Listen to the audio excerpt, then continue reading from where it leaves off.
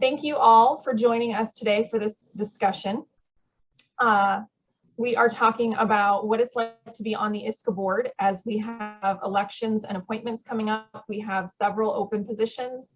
I'll let Cheryl run those down real quick. What do we have open? Remind me. We have president-elect. We have vice president for secondary. We have vice president for counseling director. We have our treasurer, grad student co-chair, and newly added, hopefully, as long as everyone votes for this in the bylaws, a conference chair position. So if you haven't voted for bylaws change yet, please make sure you do that. And that will be a newly created position. I thought of you the moment the email came in and I voted. I said, I'm going to do it right now so Cheryl doesn't add anything. And everything is posted on the website. I was just checking in to see if that email had gone out yet, and it hasn't yet, but everything is posted on the website, and there is a new sort of application process. It's the same process. It's all just in a Google form now, so everything will get saved online for us automatically. So awesome. So those are some exciting positions that we'll talk about throughout the conversation today. But I'll do some introductions and then we'll just get into our conversation. So I'm Britt Morey. I'm moderating today. I am an ISCA board member. I represent ICANN on the board in an ad hoc position. And then currently I'm also the communications chair. And we'll just kind of go around the room around the room. Jacqueline, you're in the top of my screen. Okay. So I'm Jacqueline Sunhop. I am a school counselor at Prairie Creek, and I am the president-elect. Melissa, you're next on my little Brady Bunch screen here. Well, my name is Melissa Murphy. I am the president, which sounds scary somehow. But I have previously served.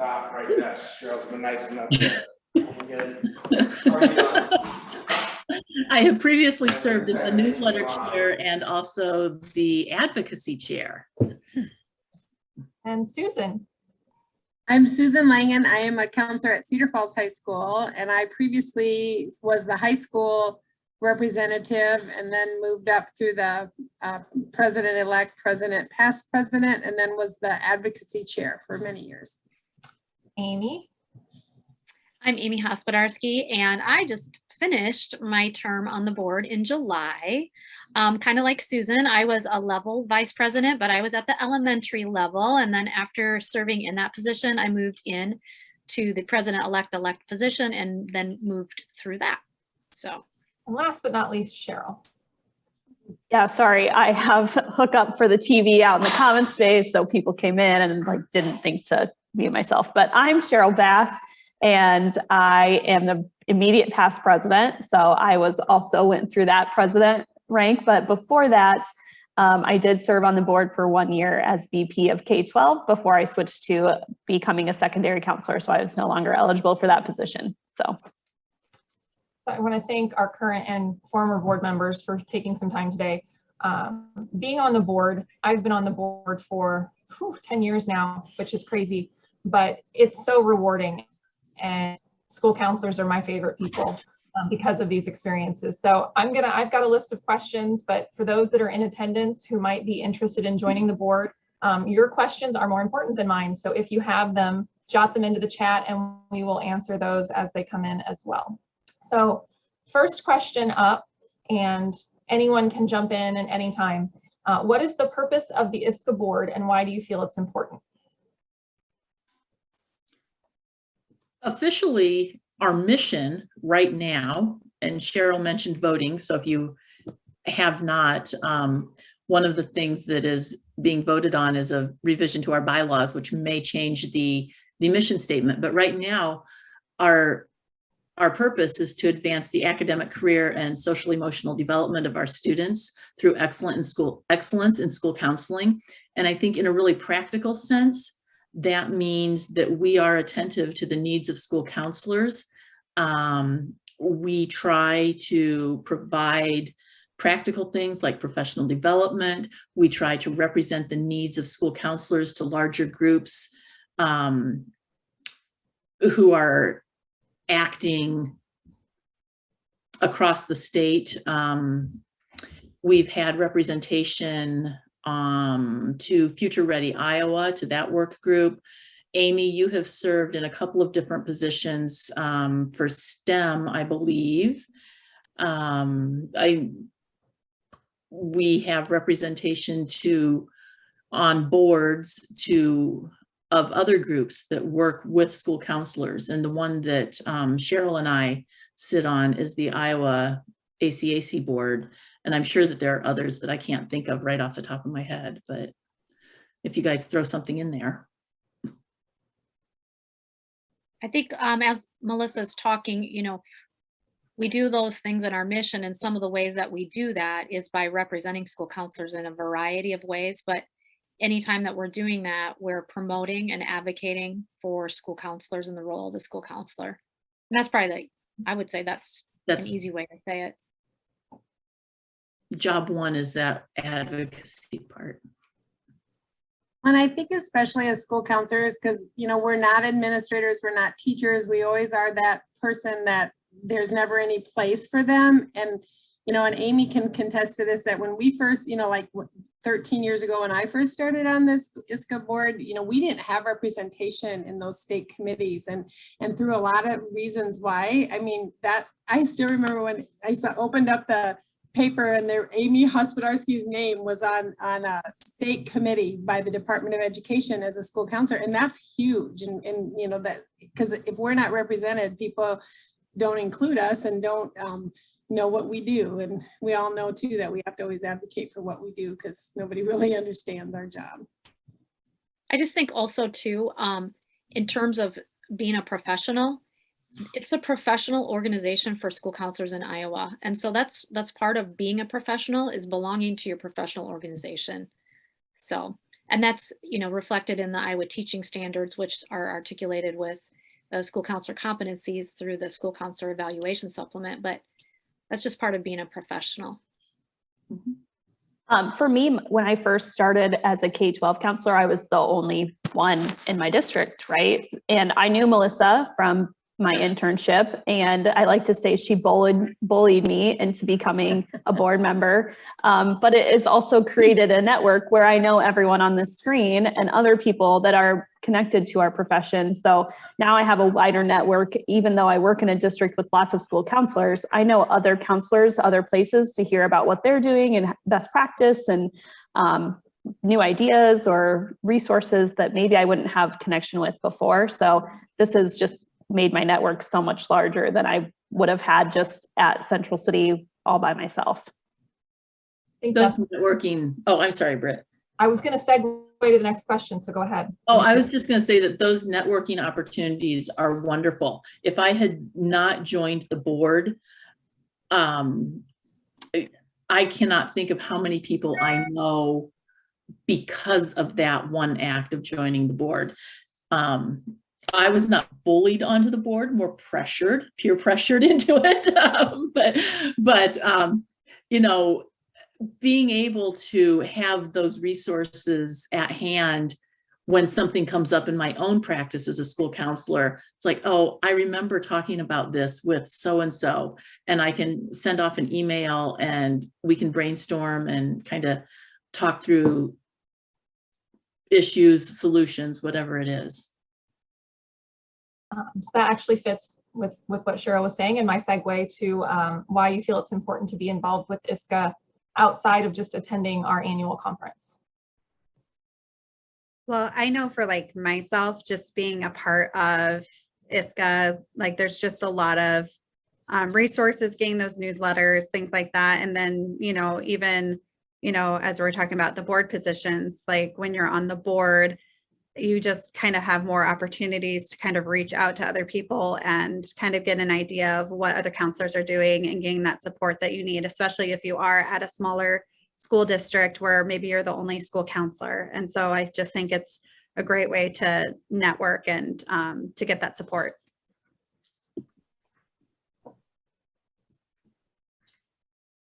I know that Melissa has mentioned advocacy quite a few times, but we also have our Day on the Hill. And I know that came out in the Iowa ACAC listserv today about signing up for Day on the Hill. But our organization just provides a network, a strong network of school counselors where we can say we have 500 school counselors who are members of ISCA, and that's why our voice matters when we're talking to these legislators. That it's not just me, Cheryl Bass, saying you should do this. It's us as ISCA saying this is important to our students across Iowa and our school counselors across Iowa. So we're stronger together. And so this organization is that, saying it's not just me as a school counselor saying I need it at Linn-Mar. It's me as a member of this board saying our profession and our students need this.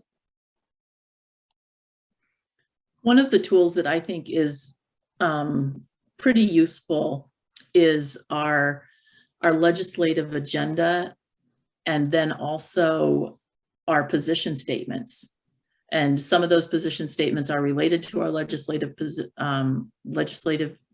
needs or desires, and a couple of them are a little bit more situation specific.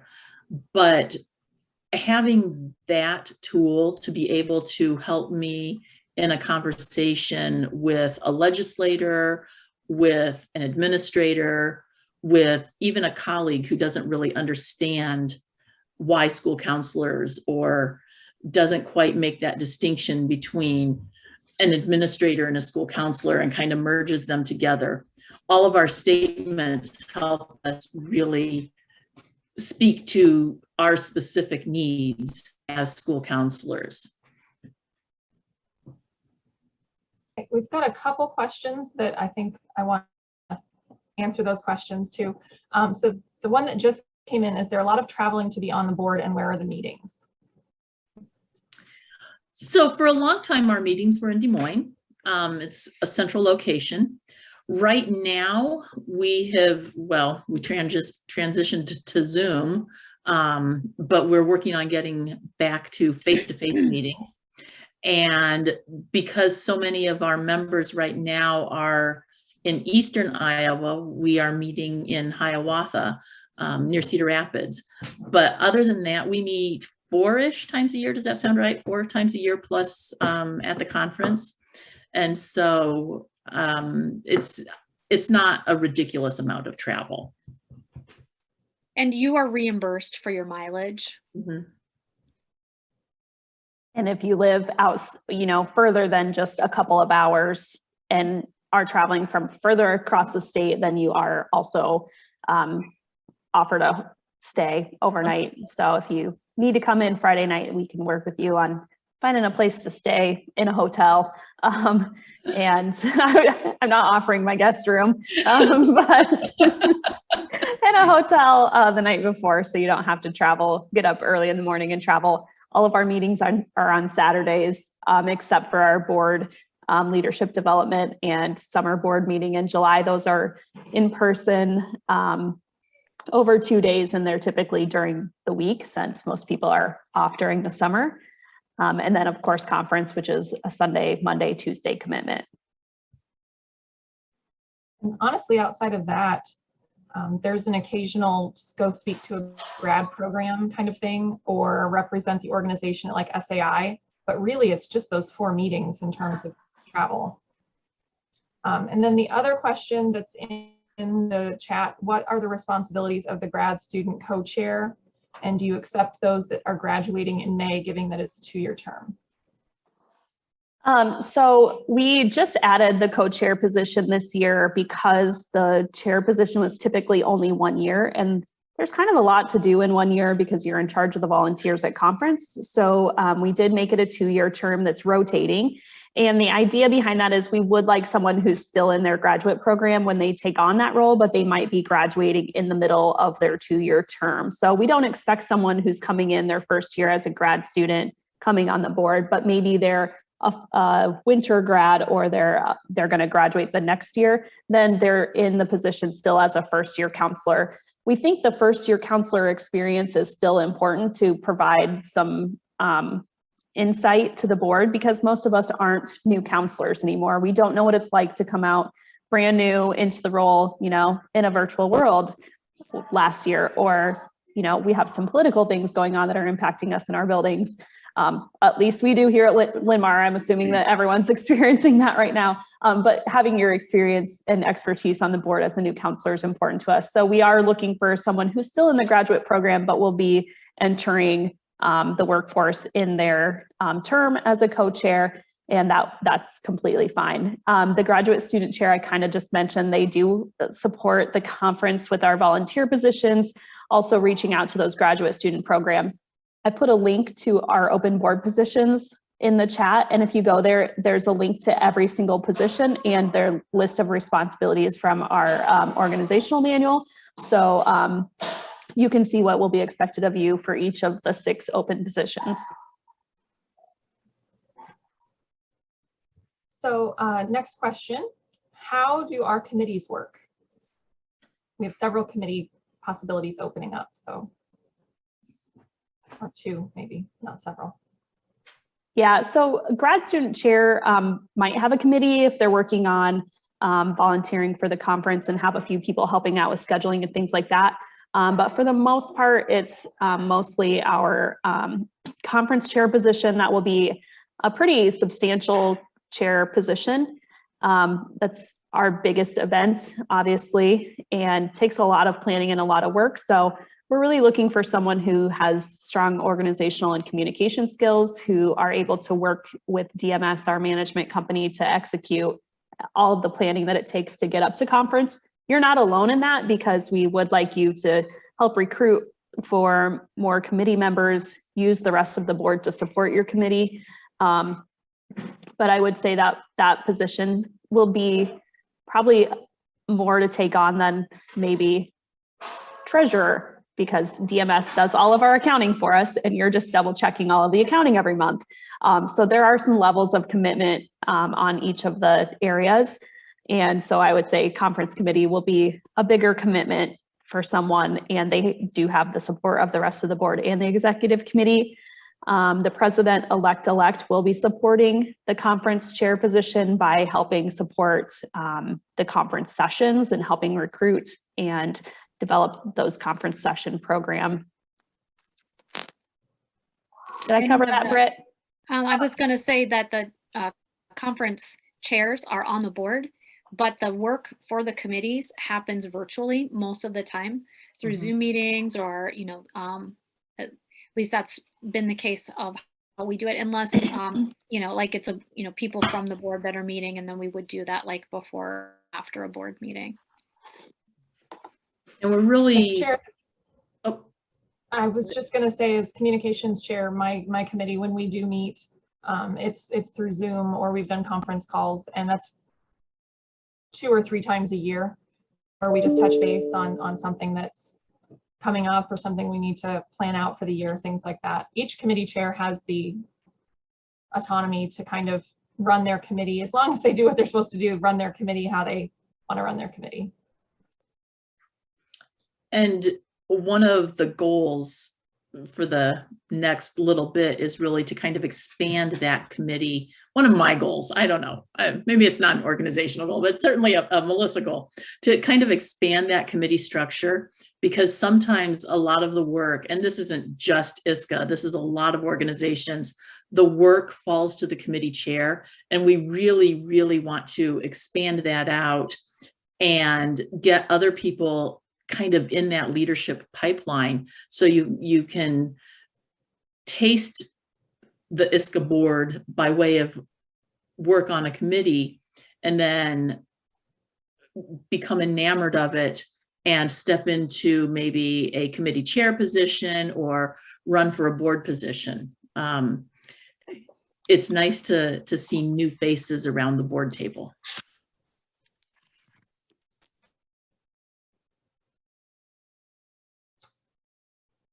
What experience level do you have to be on the board before you join?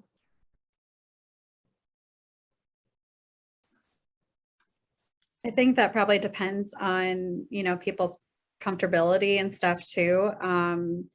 Obviously, like we have the graduate chair position kind of for like those, counselors that are still students.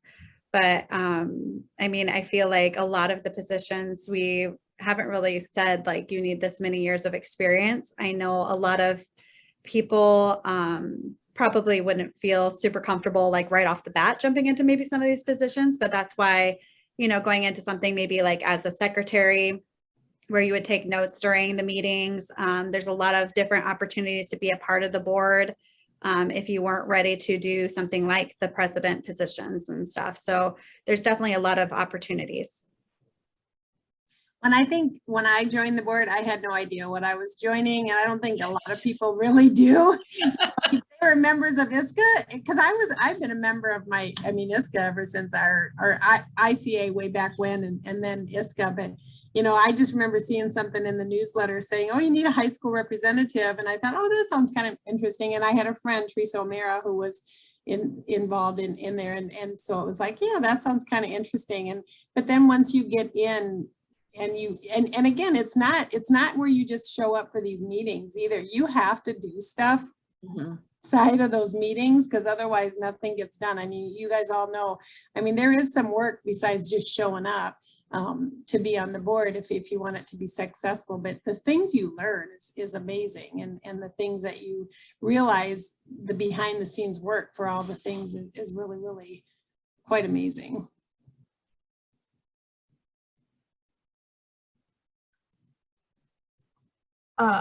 That leads us right into the next question of what does it look like to be a board member, and what are your key responsibilities and commitments when you are on the board?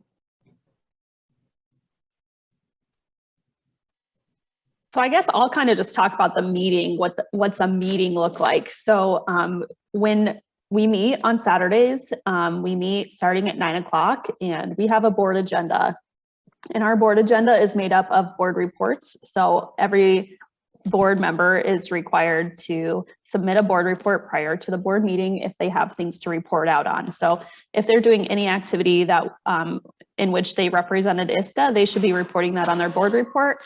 They will also present anything that might need a board vote for or board action. And so they'll include that information on their board report. So ahead of the meeting time, everyone kind of knows and will have an idea of what's going to be discussed and be prepared to discuss those topics when they come to a board meeting.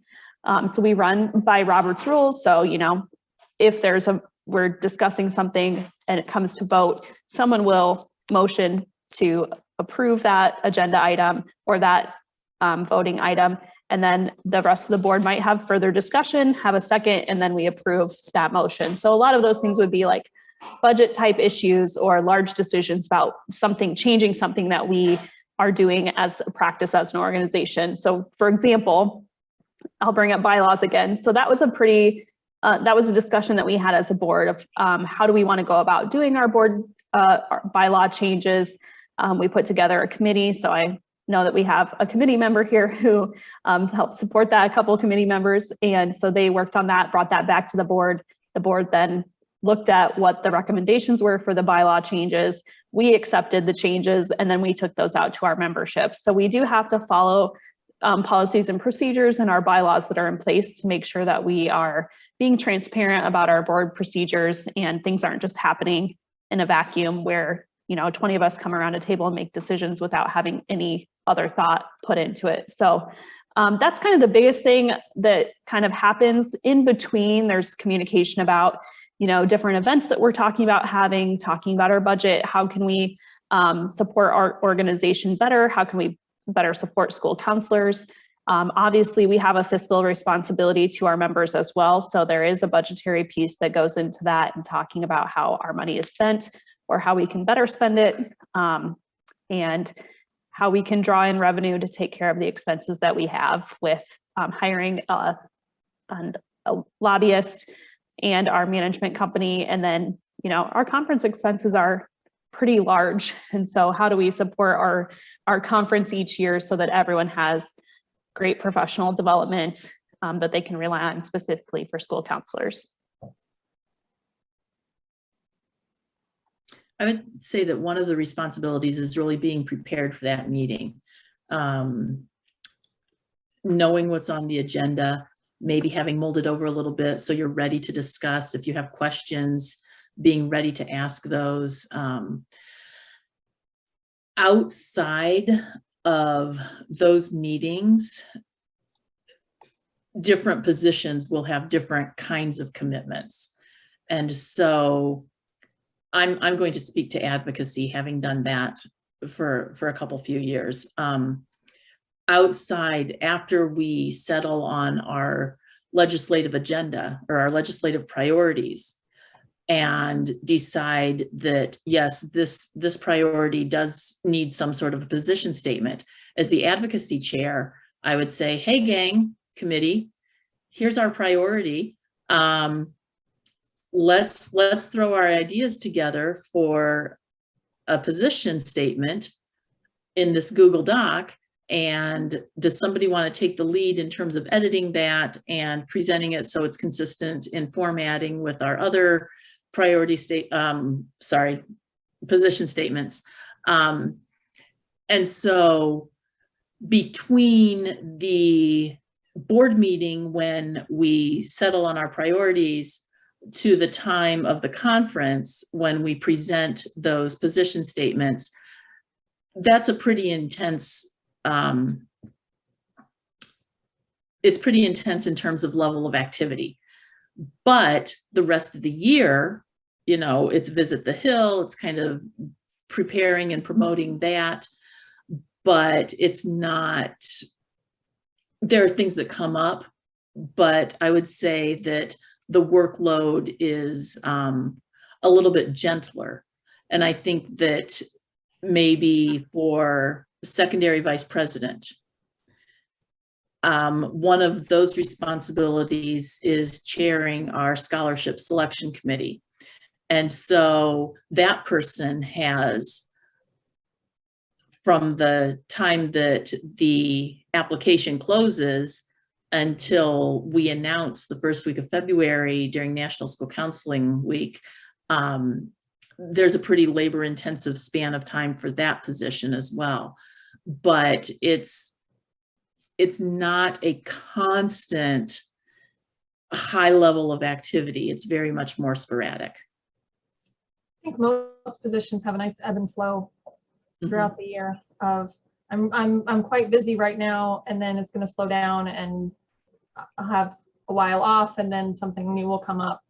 There's not very many outside of like the executive president group. There's not a lot of positions that are go, go, go, go all the time.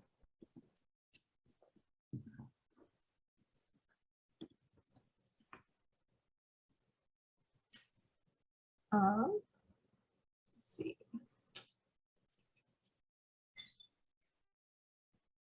What would you recommend as the first step to getting more involved with ISCA?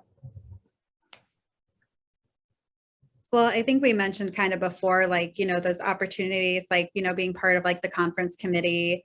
I think being part of like the advocacy committee, some of those are kind of a good way to step in to kind of, again, get that feel for what ISCA is. And then I think, you know, after that, if somebody's still interested, positions like the secretary, the treasurer, or even kind of like our awards and recognition are kind of some safe ones to start out in.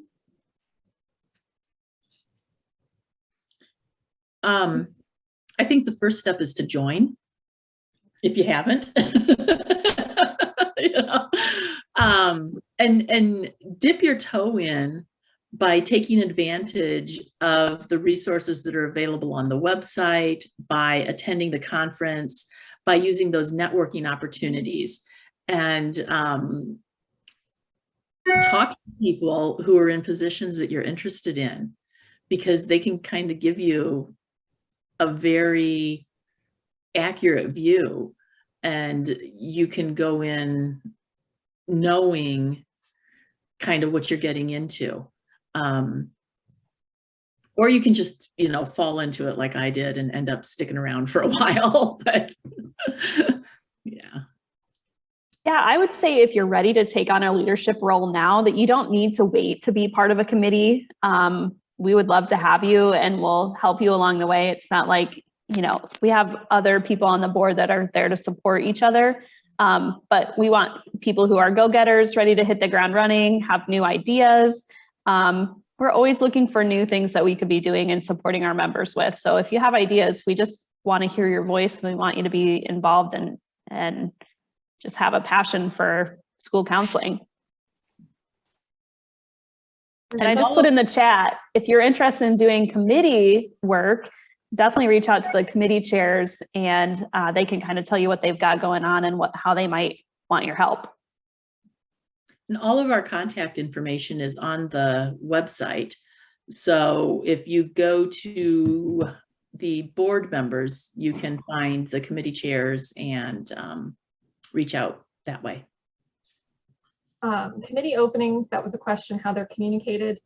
When a chair is open, that is part of the appointed position. So like Cheryl talked about at the beginning, what the open positions are, the chairs are always communicated that way.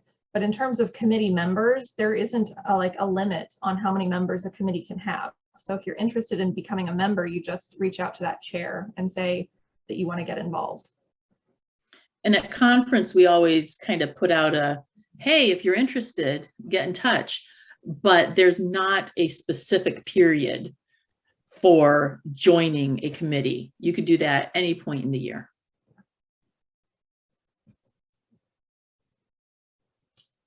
And I will say, like, I've been on the board for long enough to see a variety of different members come and go, and there isn't one right way to start your ISCA board journey.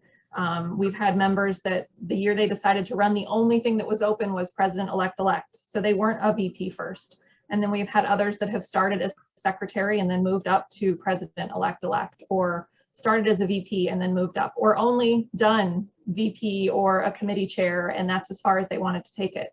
So there isn't a right way or wrong way to start joining a board position.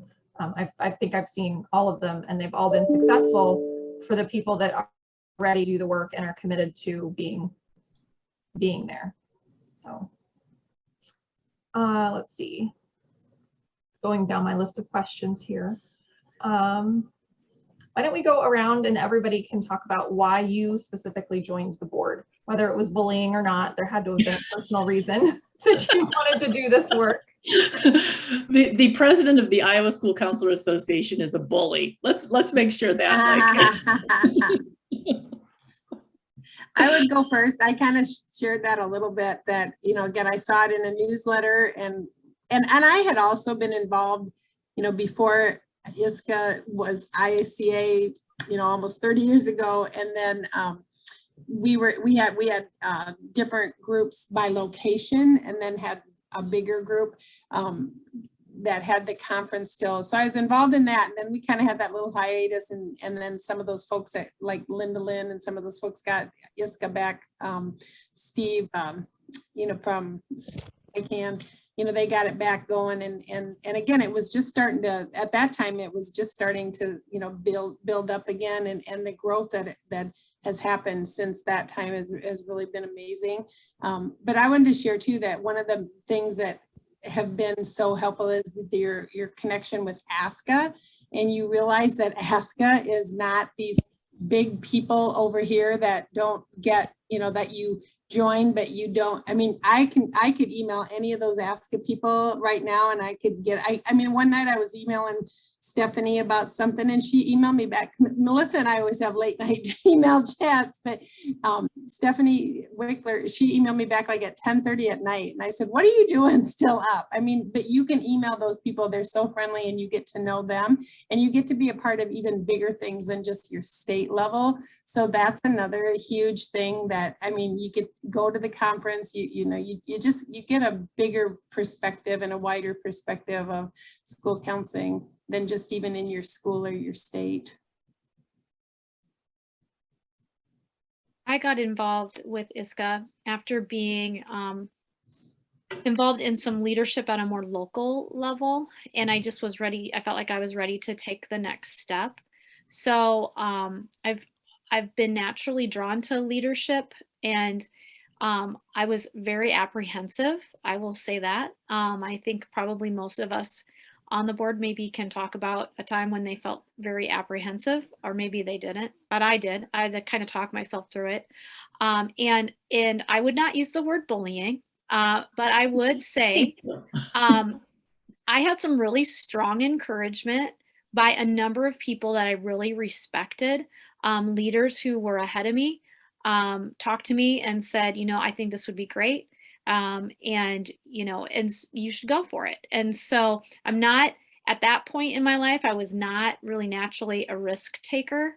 But I went ahead and did it. And I know this question is coming up later, so I'll talk about the benefits later. I won't go into that now, but that's kind of how I got into it. It was with kind of a natural interest and passion for school counseling and leadership, coupled with some really strong encouragement from some really key people in my professional life.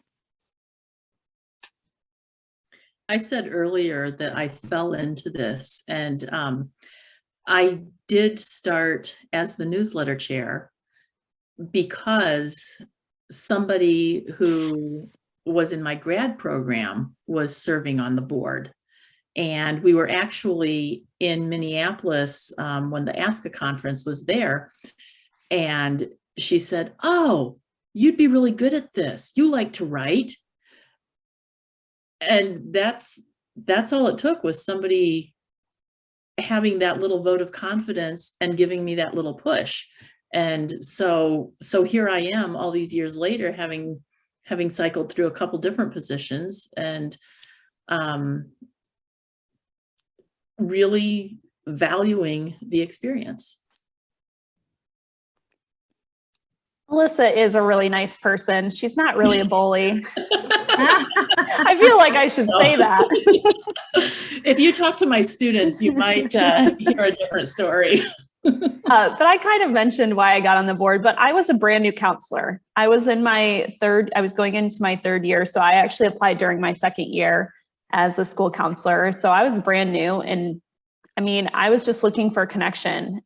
Coming from a cohort style program and having such close relationships during grad school, like I felt like I was missing out on that I didn't have that connection in my job. And in those smaller districts, sometimes, you get to know some of the other counselors in the area. Melissa was my connection because she was right next door to me, essentially in district proximity. But I just felt like I still needed that connection. I wanted to learn and get to know other people who were in the profession that knew way more than I did. And so it just kind of started from there. And after taking a couple years to get used to my new role here at Linn-Mar, I just felt like I was ready to take the leap to be in a leadership position and be one of the presidents. And it's not always easy. And some days being in the president cycle can be, you take on a lot of responsibility, but it's, I think, in the long run, rewarding. And I'm not sure what I'm going to do after I'm not on the board. I think I'm going to be bored. And I'm not going to know what to do with myself. But so it's been worth it. So I would recommend it. For myself, I had started with the advocacy committee. And so I had actually just happened to be in Des Moines one of the times that everybody was meeting. And so I actually came to a meeting in person. And it was probably like I was kind of applying for different leadership positions. And somebody had actually reached out to me when the secretary position was open and said like, "Hey, I think you'd be good at this." And so kind of the same thing that everyone's saying is like, after I got that encouragement, I probably wouldn't have applied for that on my own. But it was kind of a good introduction, like I said, to kind of those leadership positions. I kind of saw more than what like the president positions did. And so I felt a little more comfortable than applying then for that next step. We'll jump right into the benefits question. What benefits? I know we've talked off and on, a few of you have mentioned them, but what benefits do you find that you've received just from being on the board and being part of this network of amazing people? I think being part of a network of amazing people. Like And knowing so many, the fact that I know so many amazing people, this is going to sound a little nauseating, and I'm sorry, but it really is inspiring to come to a board meeting and hear what other people are thinking and doing, and how they are demonstrating what a school counselor is and what a school counselor should be. And then I go back to school the next Monday and I'm like, all right, I can do this. I'm gonna adopt that attitude. I'm going to try that practice, whatever it is. It's, it's part networking and part inspiration.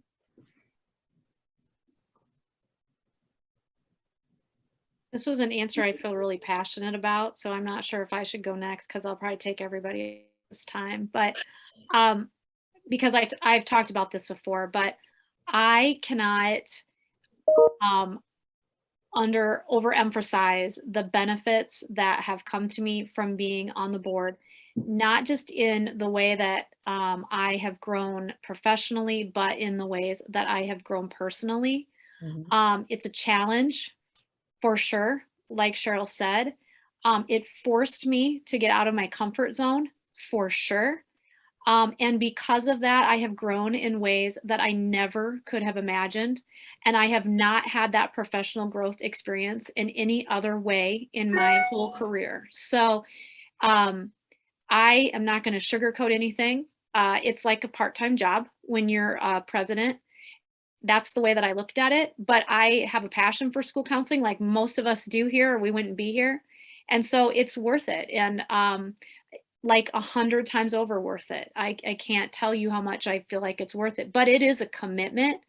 The reason for doing this, if the benefits are to put something on your resume or to get the clout, that's 1 and 2, then you're not in the right place.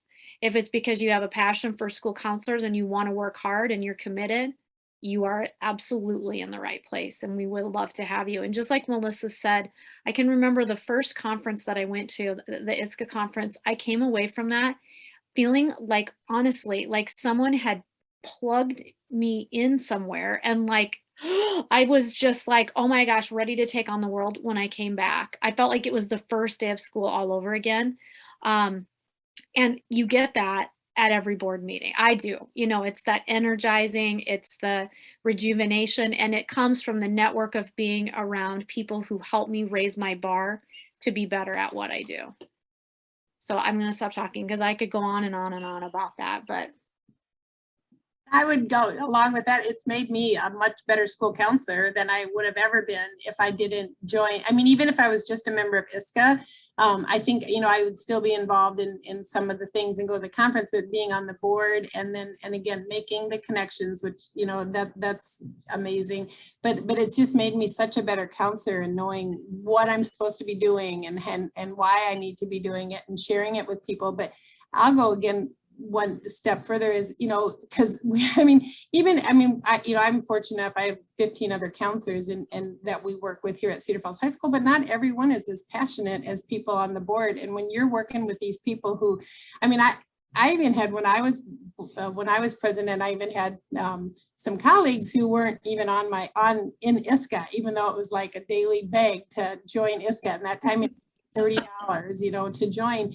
And it was like, I seriously, and I talk to you and I classes a lot of times, and I tell them, if you're not on the board, you shouldn't be, or if you're not in ISCA, you shouldn't be in school counseling, because if you're not in your professional organization, and Amy alluded to that earlier, that's a part of our our standards, but how do you know what the heck is going on in your world and all the changes, and especially these last couple of years, with COVID and with all the things that we need to be doing, like I said, that ISCA during the whole shutdown, and with all the things that the resources that they gave to us, and ISCA followed right along with great research. We had those meetings and stuff. You can't make it without some of those things. And having that support. And if you're lucky enough to have a lot of counselors in your district, that's great. But like I said, not everybody is going to have that level of passion, and it's just energizing. I know I shared one after the conference that just a couple of weeks ago, when I came home and we had a K-12 meeting, and I talked about how, again, I get emotional when I talk about it with the counselors, because there is nothing like that feeling of energy when you leave that place. I can get emotional right now, but it's just, and people don't understand that. And it's like a family reunion to see everybody. And it's just, yeah, I could go on and on, but I think. Yeah. I think that we all have this theoretical knowledge of being a leader, and there are lots of ways to be a leader. But I think that this really puts your leadership skills into practice, and it just kind of forces you to raise your own bar. Yeah, I guess I'll just share something that happened as a board member. So after the George Floyd murder, there were a lot of, statements coming out in different districts and different people calling for action and things like that. And we had people, reasonably coming to our Facebook page and saying, you guys are silent, what's going on? And we had we sat down with the presidents and had a really long conversation about what that statement would look like and where we stand and what do we say and how do we act as leaders in this position. And we wrote a statement and sent it out. And I was able to use that statement in our own district to say, listen, like our district wasn't quick on making a statement either. There were a lot of people who are really stepping back, and as a state organization that does have a lot of white members and our state is not very diverse, we still have to stand up for that, 4, 6, 8% of minority groups that we have in our state. We have to be the leaders there. And over the last year and a half, I've had to get really uncomfortable a lot of times. And I, as a leader, cannot sit back and not be someone who uses their voice for our students. And so it's really pushed me to really get out, like someone else said, get out of my comfort zone to say, this isn't right. And as an organization, we have to stand up and say it's not right. And we have to push our fellow school counselors to say that this is our role and our responsibility as a school counselor to support all students, and not just something fluffy that we put in a mission statement or that we put on our wall and never look at. It's something that we do every single day. So if I'm going to do that as a school counselor every single day, I have to do that as a leader every single day with the organization as well. And it's not always easy, and it feels bad sometimes. But as someone who has privilege, I have to be uncomfortable because our kids who don't have privilege feel uncomfortable every single day when they walk into our mostly white schools and don't have other people who look like them. So if I can be uncomfortable for a few hours every so often, I think that's more than anyone can ask of me. So I don't know. That's just something that's come from the board that I've been really uncomfortable the last couple of years, but I wouldn't be there if I didn't have other people on the board saying, we've got to do this, and pushing each other to make progress and talk about change and have the support of ISCA and learning about the issues that our students are facing every single day. Well, as one of the few board members that is not a licensed school counselor, I will share that in my time on the board, it's made me a better person. It's made me a better advocate for school counselors. We consider school counselors our best friends. You guys are into the schools and we work together very collaboratively, but having a position on the board has influenced the way that we talk about our programs, the way that we develop our programs, the way that we address the needs that the school counseling community has said, can you help with this? This is what we need, but there's not a resource for it. This is what we need. Can you help us get there? And so for me, sitting and listening to these conversations, it's so eye-opening and it's so rewarding to be welcomed into one of the best groups of people. I said at the very beginning, school counselors are my favorite people. I've loved every minute that I've been on the board. I've learned so much. It has pushed me personally, not as a school counselor, but to go do more and to do that step up, because I've watched all of you grow and I've watched people that I've served with on the board grow over the years and take on new leadership positions. And I will say that, it was probably a large part of the reason I ran for school board was because of the influence of being on the school counselor board. So there are so many benefits to being on this board and being involved in this profession, whether you're a school counselor or not. It's an amazing group and there are so many benefits that I can't say enough good things about this group and being involved. And I would encourage everyone to run for a position or apply for an appointed position or join a committee, because it's really, really worth it. So we've done our list of pre-planned questions are complete. So if anyone in the audience who's been listening to us glow and blabber a little bit has any questions, we would be happy to continue answering those. And if any of our wonderful panelists have any closing thoughts on why people should join, if anyone wants to recap anything about the other positions that are open, now would be a great time. We do hard work on those Saturday mornings, but we also laugh a lot.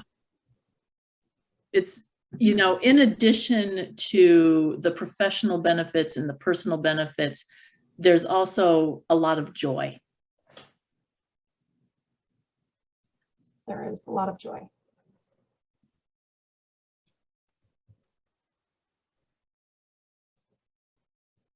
Well, joy is a, oh, sorry, go ahead. No, I was just gonna say just what Amy said again. It's not. I mean, it's work. It especially when you're going through the president stuff. It is like a part-time job because you always have that.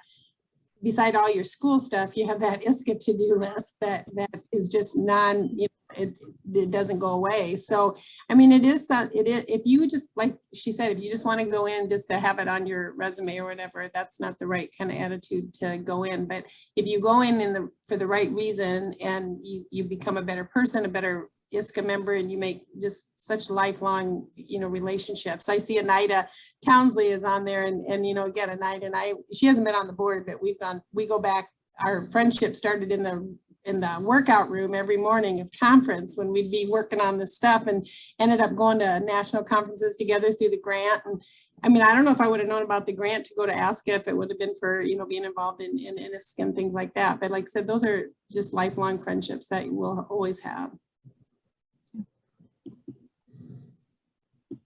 Anyone else? It's a cliche, but you get out what you put in, and that is so true. I mean, so if you're willing to put into it, I can guarantee you'll get benefits out.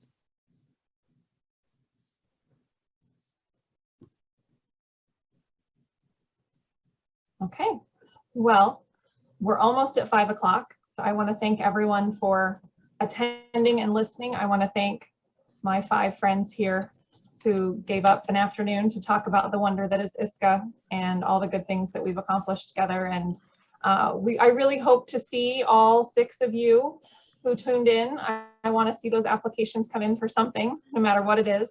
And we'll post this recording out. So for anyone who's watching the recording, we'd love to see applications from you as well. We are always excited to bring on new members into our fun little network of people.